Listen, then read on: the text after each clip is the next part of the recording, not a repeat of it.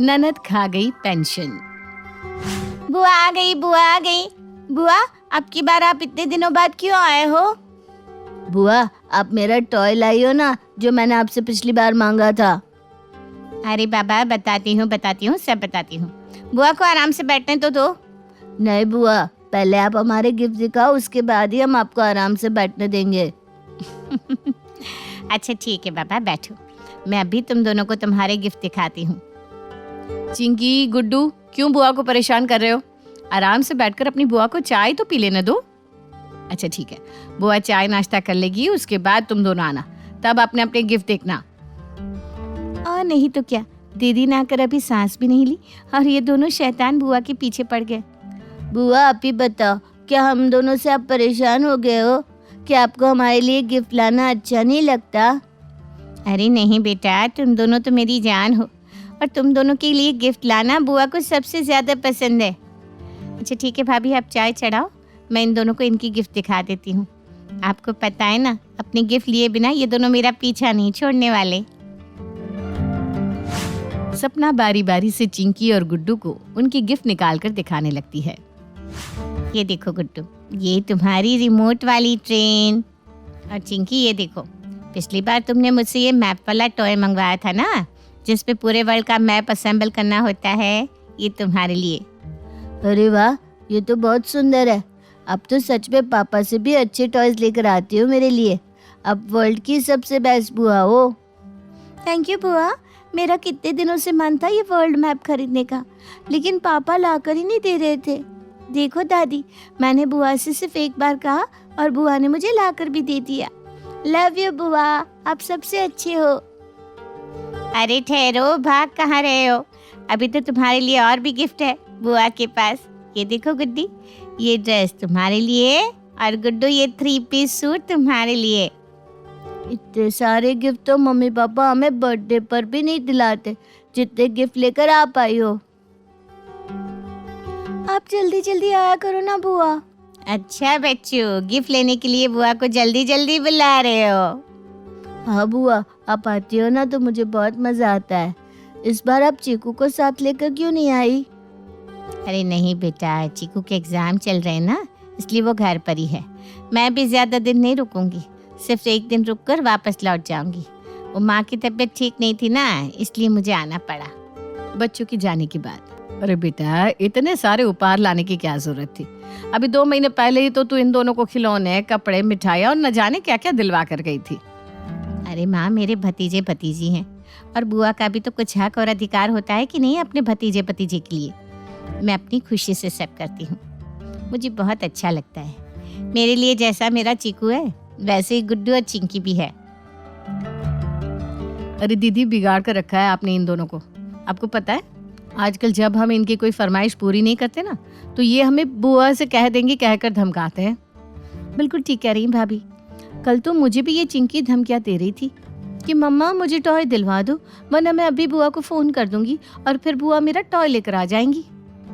अरे भाभी ठीक ही तो है, बुआ भी तो दूसरी माँ ही होती है।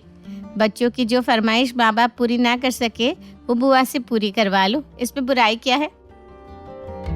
बच्चे हैं भाभी, आज खिलौने कपड़ों का उन्हें शौक है।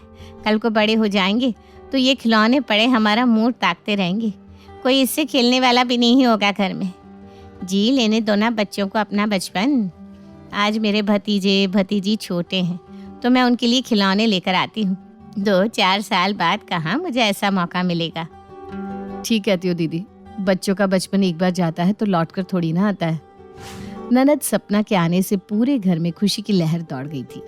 सपना का स्वभाव ही ऐसा था, वो जब भी मायके आती, भतीजा भतीजी, भाई भाभी, माँ, सबके लिए ढेरों तोहफे लेकर आती। जितने दिन सपना घर में रहती, बस हर तरफ सपना ही सपना होता रहता। सपना को खाना खिला दो, सपना के लिए चाय बना दो, सपना को ये पसंद है, सपना को वो पसंद है। ऐसा लगता पूरा परिवार उसे पलकों पर बिठाकर घूम रहा है। लेकिन कहते हैं ना, वक्त हमेशा एक जैसा नहीं रहता। वक्त बदलते ही इंसान अर्श से फर्श पर कब आ गिरता है उसे पता भी नहीं चलता। जब तक सपना के पति का व्यापार आसमान की बुलंदियां छू रहा था, घर में रुपए बरस रहे थे। हाथ में नोटों की इतनी गर्मी थी कि सपना अपने मायके हमेशा तोहफों से लदी हुई पहुंचती थी। एक दिन फोन पर। माँ, सब बर्बाद हो गया, हम कहीं के नहीं रहे। अरे बेटा रो क्यों रही है, क्या हो गया, खुलकर बता, मेरा तो जी घबरा रहा है बेटा।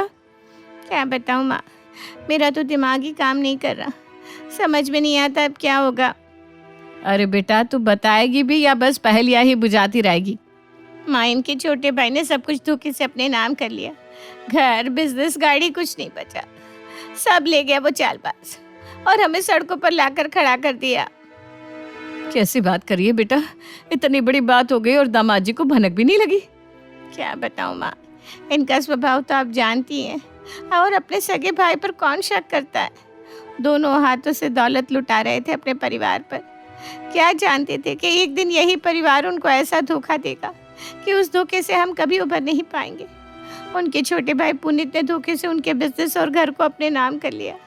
जब तक हमें पता चला पूरी बाजी हमारे हाथ से निकल चुकी थी माँ। अरे रे, ये तो बहुत बुरा हुआ बेटा, लेकिन अब क्या होगा? और तेरे सास ससुर ने कुछ नहीं बोला? वो समझाते क्यों नहीं पुनीत को? वो लोग भी बहुत दुखी है माँ, लेकिन क्या कर सकते हैं, बातों से मानने वाला इंसान नहीं है वो। इन्होंने तो कोर्ट में केस कर दिया है, लेकिन आप जानती है ना, कानूनी पचड़े 2 दिन में सॉल्व तो होते नहीं। पता नहीं कब कार्रवाई होगी और कब हमें हमारा बिजनेस वापस मिलेगा। तो ऐसा कर बेटा, जब तक तुम्हें तुम्हारा घर और बिजनेस वापस नहीं मिलता, यहीं आकर हमारे साथ रह। नहीं नहीं माँ, आप लोगों के साथ रहना विनेश कभी भी स्वीकार नहीं करेंगे।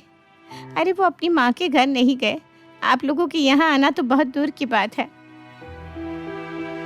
फोन रखने के बाद, अरे छोटी बहू, बड़ी बहू, इधर आओ। क्या हुआ माँ जी, आप बहुत परेशान लग रही हैं। हाँ बेटा, बहुत बुरी खबर है, मेरा तो दिमाग ही काम नहीं कर रहा कि अब क्या होगा क्या नहीं, कुछ समझ में ही नहीं आ रहा। अरे माँ जी, क्या हो गया, आप हमें डरा रही हैं, बताइए तो सही। बेटा, सपना के देवर ने धोखे से सब हड़प लिया। सपना का मकान, उनका बिजनेस, कुछ नहीं बचा। उन बेचारों के रहने का भी ठिकाना नहीं है। मेरा तो बहुत दिल घबरा रहा है बेटा। अरे माँ, कोई एक दिन में किसी की प्रॉपर्टी नहीं हथिया लेता। जीजा जी ने ही ढील दी होगी, वरना किसी की इतनी हिम्मत कहाँ कि कोई उनके घर में घुसकर उनके घर और दुकान हथिया ले। अरे भाभी, आपने देखा तो है, दीदी और जीजा जी की दिखावा करने की भी तो बहुत ज़्यादा आदत है। हर समय अपनी दौलत का दिखावा करते घूमते हैं। हो गई ना नीयत खराब। आजकल के ज़माने में पैसा देकर अच्छे अच्छों की नीयत बदल जाती है। अरे बहू, कैसी बात कर रही हो तुम दोनों? वो अपनी दौलत का दिखावा नहीं करते। अरे भले इंसान है वो, हर किसी पर प्यार लुटाते हैं, कभी अपना पराया नहीं सोचते, और उनकी अच्छाई को तुम दिखावे का नाम दे रही हो। देखा तुमने, दीदी के पास अब रहने को घर भी नहीं है। कहीं ऐसा ना हो कि माँ जी रहने के लिए उन्हें यहीं बुला ले। अरे भाभी, यहाँ कौन सी एक्स्ट्रा जगह है? और देखो, 2-4 दिन की बात और होती है, लेकिन किसी को हमेशा के लिए अपने घर में रखना कोई समझदारी थोड़ी ना है। और अपनी भी तो कोई प्राइवेसी होती है कि नहीं? ठीक कह रही है छोटी तू। अगर माँ जी ने ऐसी कोई बात की ना तो साफ साफ मना कर देंगे हम दोनों तो। अरे भाई, 2-4 दिन मेहमान नवाजे करना ठीक है, लेकिन जीवन भर किसी को अपने घर में बिठाकर तो नहीं खिला सकते। जब से सपना का बिजनेस और मकान गया था, माँ नीतू बहुत परेशान रहने लगी थी। वो या तो अपने कमरे में अकेले बैठी रहती या फिर माला लेकर कान्हा जी का नाम जपती रहती। उनके मुंह से दिन रात बस यही प्रार्थना सुनाई देती कि हे प्रभु, मेरी बेटी की भलाई का बदला इस तरह से उसे मत दो।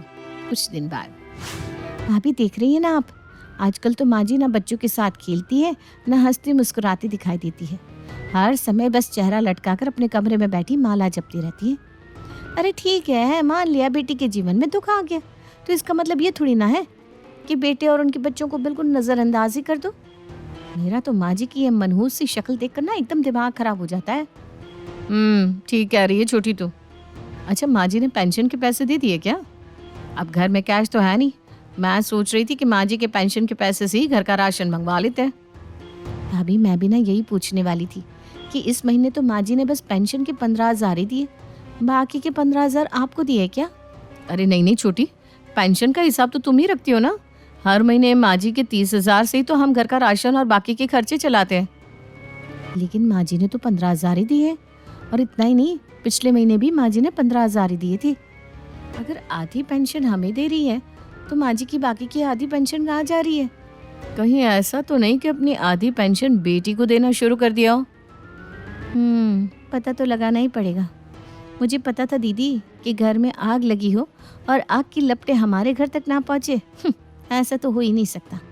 जिस दिन से जीजा जी के बिजनेस की खबर आई है ना, उस दिन से बेटी के दुख में ऐसी डूबी हुई है कि बेटे बहू पोते पोती उनको दिखाई देना ही बंद हो गया। रो रो कर मन नहीं भरा तो अब पैसा भिजवाना भी शुरू कर दिया। छोटी, समय रहते लगाम खींचनी पड़ेगी, वरना ऐसा भी हो सकता है कि कल को हम यहाँ बैठे रह जाएं और सारी प्रॉपर्टी दीदी के नाम हो जाए। मैं तो कहती हूँ सामने से जाकर माँ जी से पूछ लेते हैं कि ये सब कब तक चलने वाला है। ऐसे पीठ पीछे खून जलाने से कोई फायदा तो है नहीं। चलो फिर। दोनों बहुएं सास के कमरे में पहुंच जाती है। माँ जी, छोटी बता रही है आजकल आप आधी पेंशन ही घर पर दे रही हैं। क्या हुआ, बाकी पैसा किसी को दिया है क्या? हाँ बेटा, मैंने सोचा है अब से मेरी पेंशन से आधा हिस्सा सपना को भी दिया करो। उसका हाथ बहुत तंग चल रहा है ना, ठीक से कमाई का कुछ साधन भी नहीं रहा, ऊपर से किराए का मकान और छोटू की पढ़ाई का खर्च, सब कुछ निकाल पाना बहुत कठिन हो रहा है उसके लिए। अरे मैं उसकी माँ हूँ, तुम लोगों से लेकर ना सही अपनी पेंशन से तो उसकी मदद कर ही सकती हूँ। कम से कम छोटू की पढ़ाई में रुकावट तो नहीं आएगी। कहीं ऐसा ना हो कि कल को छोटू की पढ़ाई छुड़वा कर घर पर बिठाना पड़ जाए। अरे माँ जी, अब इतना बड़ा घाटा हुआ है उनका, कोई 2 दिन में तो इस मुसीबत से उबरने वाली नहीं है सपना दीदी। अब क्या जीवन भर उनका घर चलाने की जिम्मेदारी हम लेंगे?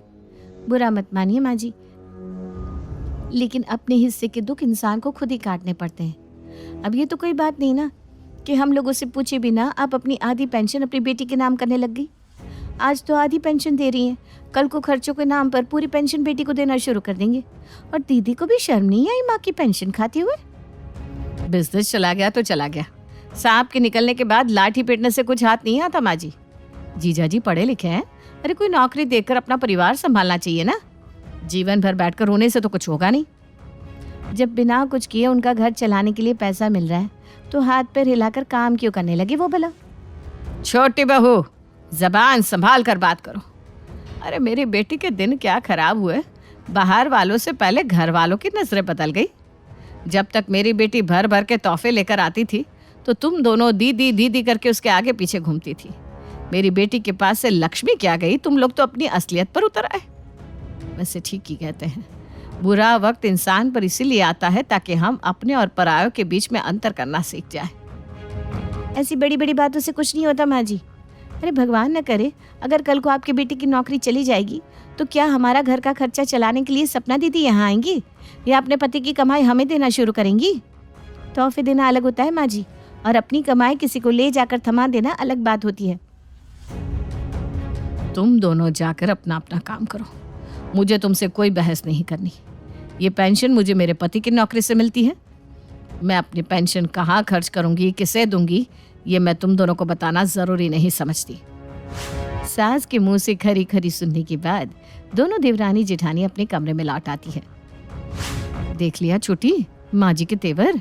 अरे अपनी गलती मानने से तो रही, उल्टा हमें आंख दिखा रही है वो तो। देखो जल्दी ही कुछ करना होगा, वरना वो दिन दूर नहीं जब दीदी जीजाजी इस घर पर राज कर रहे होंगे और हम अपने बच्चों के साथ किरायों के मकान में धक्के खा रहे होंगे। लेकिन करेंगी क्या? सच तो यही है ना कि सारी प्रॉपर्टी माँ जी की है, वो जिसको चाहे उसे दे, हम कर ही क्या सकते हैं? अरे हम प्रॉपर्टी के कागजों पर माँ जी के सिग्नेचर ले लेते हैं ना। जब घी सीधी उंगली से नहीं निकलता तो टेढ़ी तो करनी ही पड़ती है। दोनों बहुएं अपनी प्लानिंग में अपने अपने पतियों को भी शामिल कर लेती है। दोनों बेटे मिलकर प्रॉपर्टी के कागज बनवाते हैं और रात में सोते समय माँ का अंगूठा उस पर लेने का प्लान बनाते हैं। आधी रात के बाद चलो चुपचाप माँ के कमरे में चलते हैं, अब तक तो माँ गहरी नींद में सो गई होगी। चलकर माँ का अंगूठा इन कागजों पर लगवा लेते हैं। लेकिन भैया अगर माँ जाग गई तो? अरे जाग गई तो भी क्या, बस एक बार अंगूठा लग जाए उसके बाद जाग कर भी वो हमारा क्या बिगाड़ लेगी। दोनों बेटे अपनी पत्नियों के साथ दबे पांव माँ के कमरे में पहुँचते हैं। जैसे ही माँ के पास जाकर खड़े होते हैं कि अचानक से कमरे की लाइट जल जाती है। क्या हुआ, चौंक गए? तुम चारों की प्लानिंग तो मैं पहले से जानती थी। इतना कहने के बाद मानी तो अपना फ़ोन उठाती है और अपनी बेटी को फ़ोन लगाती है। सपना बेटा, वक्त आ गया है, वो कागज़ लेकर तुरंत घर आ जाओ। कुछ ही देर में सपना कुछ कागज़ लेकर वहाँ पहुँच जाती है। बेटा एक कागज़ तुम चारों लेकर मेरे कमरे में आए थे और एक कागज आज मैं तुम्हें दिखाती हूँ। उस कागज को पढ़कर तुम्हें मेरी बेटी और खुद के बीच का अंतर समझ में आएगा। सपना वो कागजात बड़े भाई के हाथ में थमा देती है। अरे ये तो फिक्स डिपॉजिट के पेपर्स है और इनके नॉमिनी हमारे बच्चे हैं। बिल्कुल ठीक पढ़ा तूने। सपना ने तुम्हारे बच्चों के लिए 10-10 लाख रुपए की एफडी कराई थी। कहती थी कल को मैं रहूं ना रहूं पता नहीं वक्त कैसा हो, इन पैसों से मेरे भतीजे भतीजी को शादी का तोहफा खरीद कर दे देना। जब बुरा वक्त आया ना बेटा, तब भी इसने वो एफडी नहीं तुड़वाई। ये गरीबी में गुजारा करती रही लेकिन अपने फर्ज से तब भी नहीं चुकी। और एक तरफ तुम दोनों हो। जब तक बहन के पास पैसा था उसका आना तुम्हें खूब भाता था।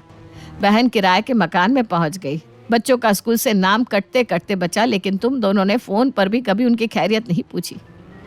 यही डर था ना कि कहीं बहन कुछ पैसे ना मांग ले। अरे इसने तो कभी मुझसे भी 1 रुपया नहीं लिया। मैंने खुद ही अपनी कसम देकर बच्चे की स्कूल की फीस जमा कराई है। और जिस मकान के कागजों पर साइन लेने तुम आए हो ना, वो तो पहले ही तुम दोनों के नाम कर चुकी हूं मैं। और क्या कहा था छोटी बहू तूने? ननद माँ की पेंशन खा रही है। ठीक है, अगर 2-3 महीने मैंने उसकी मदद कर दी तो उसने मेरी पेंशन खा ली। और तुम लोग जो सालों से मेरी पेंशन खा रहे हो उसका क्या? क्या मैंने कभी पूछा कि मेरी 30,000 रुपए की पेंशन तुमने कहाँ खर्च की? माँ की बात सुनकर दोनों भाई और भाभियां शर्मिंदा हो गए थे। नजरें नीची किए वो अपने कर्मों को कोस रहे थे, क्योंकि हर गलती की माफी नहीं हुआ करती। तान्या के लिए पहाड़ों का प्यार और सुकून दुनिया में मिलने वाली किसी भी चीज से बहुत बड़ा है। इसीलिए स्कूल खत्म होते ही वो माउंटेनियरिंग की ट्रेनिंग लेकर पहाड़ चढ़ने शुरू कर देती है। और देखते ही देखते कुछ सालों में तान्या कई बड़े पहाड़ चढ़कर बेस्ट माउंटेनियर का अवार्ड जीतकर फेमस हो जाती है। यकीन नहीं होता, मैंने अपनी लिस्ट में इतने बेस्ट माउंटेन्स कंप्लीट कर लिए। मम्मी, आप समझ नहीं सकती, पहाड़ के ऊपर से दुनिया कितनी सुंदर दिखती है। हाँ, पहाड़ का पता नहीं, पर असली दुनिया कैसे चलती है वो जरूर पता है। और उसमें आपको घर पर रहकर काम करना पड़ता है जी। ऐसा बोलकर मम्मी धनिये की टोकरी उसके हाथ में पकड़ा देती है। माँ यार, वर्ल्ड फेमस बेटी की थोड़ी तो इज्जत करो। ओहो, अच्छा महारानी जी, तो आपको धनिया साफ करने के लिए ग्लव्स ला कर दूं? क्या है ना, महारानी जी के हाथ गंदे नहीं होने चाहिए। धनिया का तो पता नहीं, पर अगर कोई आपकी बातें सुन लेना तो जरूर इज्जत का भाजी पाला हो जाएगा। कोई इज्जत ही नहीं है यार। परिवार की इसी प्यार भरी नोकझोंक और सफलता की ऊंचाइयों के साथ तान्या की जिंदगी सुकून में बीत रही होती है। कुछ समय बाद तान्या की निखिल के साथ शादी हो जाती है। बहू, अब तुम भी इस घर का हिस्सा हो, तो यहाँ की सब जिम्मेदारियां भी तुम्हारी होगी। इसलिए अपने देवर और ननद का शहर के बड़े कॉलेज में एडमिशन कराना तुम्हारा जिम्मा है। तान्या सास की बात बहुत अच्छे से समझ जाती है, पर कुछ बोल नहीं पाती और कुछ दिनों में अपने कॉन्टेक्ट्स की मदद से रिकमेंडेशन देकर साहिल और छवि का एडमिशन करा देती है।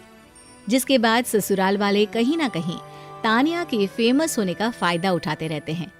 इसी तरह समय बीतता है और धीरे धीरे उनका ऐसा स्वभाव लोगों के बीच तान्या के खिलाफ काम करने लगता है। अब तो पानी सर से पार हो गया, मुझे इन्हें रोकना ही पड़ेगा। इसी के साथ तान्या घर वालों को समझाने और रोकने उनके पास जाती है, लेकिन सब मिलकर उसी के खिलाफ सिचुएशन खड़ी कर देते हैं। अरे घर वालों ने तुम्हारी थोड़ी क्या मदद मांग ली, तुमने तो ड्रामा ही बना दिया। यह बात मेरी रेपुटेशन पर बनाई और आपको ये ड्रामा लग रहा है? ड्रामा ही तो है। 4 पहाड़ चढ़कर थोड़ा नाम क्या हो गया, तुम तो 7वें आसमान पर पहुंच गई। अरे इतने पहाड़ तो हम सिर्फ स्कूल जाने के लिए पार कर लिया करते थे। मुझे तो कुछ भी समझ में नहीं आ रहा, कोई मुझे बताएगा कि हुआ क्या है? भाभी ने अपने कॉन्टेक्ट से साहिल और मेरा कॉलेज में एडमिशन कराया, जिसके बाद कुछ छोटे मोटे कामों के लिए हमने उनकी पहचान का इस्तेमाल कर लिया तो भाभी को गुस्सा आ गया। सीरियसली तान्या, इतनी सी बात के लिए तुमने इतना बड़ा बखेड़ा खड़ा कर दिया? ये परिवार है तुम्हारा और परिवार के लोग एक दूसरे की मदद करते हैं। अगली बार मुझे ऐसा कुछ सुनने को ना मिले। इसी तरह दिन बीतने लगते हैं, जिसमें घर वाले बहू को सबक सिखाने के लिए हर तरह से उसका बॉयकॉट कर उससे बात करना या उसके हाथों से कुछ भी बना खाना बंद कर देते हैं, जिससे पूरे घर में तनाव का माहौल बन जाता है। ये सब तुम्हारी वजह से हो रहा है। अगर तुमने इसे ठीक नहीं किया तो मुझसे बुरा कोई नहीं होगा। कुछ भी करो, पर मुझे जल्दी से जल्दी घर का माहौल पहले जैसा चाहिए। इस घर को तो एक्टिंग ज्वाइन कर लेनी चाहिए। कसम से बेस्ट एक्टर और बेस्ट विलन के सारे अवार्ड्स एक ही घर में आएंगे। चल तान्या, लग जा काम पर। अब दिन पर दिन बीतने लगते हैं, जिसमें तान्या घर वालों का मूड पहले जैसा करने की बहुत कोशिश करती है, पर सब कुछ फेल हो जाता है, जिस वजह से अब निखिल भी तान्या से बात करना बंद कर देता है। एक शाम तान्या के पास फोन आता है और वो खुशी से भागते हुए हॉल में बैठे सब घर वालों के पास जाती है। मेरे पास आप सब लोगों के लिए एक खुशखबरी है। क्या मैं दादी बनने वाली हूँ? अब नहीं, फिर मुझे कुछ नहीं सुनना। चाहो या ना चाहो सुनना तो पड़ेगा। इस पर किसी की फिक्र किए बिना तान्या सब कुछ बोलना शुरू करती है और उसकी बात सुन पूरा परिवार हैरान रह जाता है। तुमने पहाड़ चढ़ना बच्चों का खेल समझ रखा है क्या, जो कोई भी मुंह उठाकर पहाड़ चढ़ लेगा? लेकिन पापा जी, आपने तो बचपन में सिर्फ स्कूल जाने के लिए 4-4 पहाड़ पार किए हैं। बहू की बात से ससुर चुप हो जाते हैं, पर बाकी परिवार वाले बोलना शुरू करते हैं, जिन्हें समझाते हुए तान्या ट्रेनिंग से लेकर पहाड़ चढ़ने के एक्सपीरियंस हर चीज के बारे में समझाती है। वाओ भाभी, एक ही बार में पूरे परिवार को मार शांति से अपनी जिंदगी बिताने का क्या बढ़िया प्लान बनाया आपने। हम लो रेंज के पहाड़ पर जा रहे हैं, जहाँ मरने का कोई खतरा नहीं है, और मैं सबको वहाँ इसलिए लेकर जाना चाहती हूँ क्योंकि वहाँ एक्सट्रीम सिचुएशन में फैमिली की अंडरस्टैंडिंग और बॉन्डिंग बनेगी और नए एक्सपीरियंस के साथ ही पहचान भी मिलेगी। पहचान कैसे? भारत में आज तक कोई एक पूरा परिवार साथ में माउंटेन क्लाइंबिंग पर नहीं गया। ये अपनी तरह का पहला अटेम्प्ट होगा, और अगर अच्छे से पूरा हुआ तो फेमस होना तो पक्का है। अरे मारना ही था तो जहर दे देती। इस पहाड़ पर चढ़ाने की क्या जरूरत थी? कैसी बात कर रही हो माँ? कितना तो मजा आ रहा है। तुझे आ रहा होगा, मैंने तो पता नहीं किस मुहूर्त में हाँ बोल दिया। फिक्र ना करो पापा, थोड़ी देर बाद ये मजा आ रहा है वाली भी रोती नजर आएगी। पापा मम्मी, अगर आप चाहे तो सेकंड कैंप पर रुक सकते हैं, आगे जाने की जरूरत नहीं। वैसे तो पहाड़ चढ़ने के लिए उम्र नहीं जज्बा लगता है, पर अगर आप दोनों इस उम्र में भी ये पूरा पहाड़ चढ़ लेते तो कितना नाम हो जाता। लेकिन ठीक है, अब क्या कर सकते हैं। अरे नहीं नहीं बहू, यहाँ तक आए हैं तो पूरा पहाड़ चढ़ कर ही रहेंगे। अब परिवार धीरे धीरे आधा रास्ता पार कर रात तक दूसरे बेस कैंप तक पहुंच जाता है, और रात वहीं गुजार अगली सुबह पूरी तैयारी के साथ सब आगे बढ़ना शुरू करते हैं। भाभी, आई एम सॉरी, हमने आपको सच में बहुत अंडर एस्टिमेट किया। सोचा बस पहाड़ चढ़कर ही तो नाम कमाया है, कौन सी बड़ी बात है, लेकिन हम बहुत गलत थे। हाँ बहू, तू सच में बहुत हिम्मत वाली है, और किसी को हक नहीं कि तेरा इतना मेहनत से कमाया नाम बेवजह खराब करे। इसी के साथ पूरा परिवार अपनी सोच और स्वभाव के लिए तान्या से माफी मांगता है।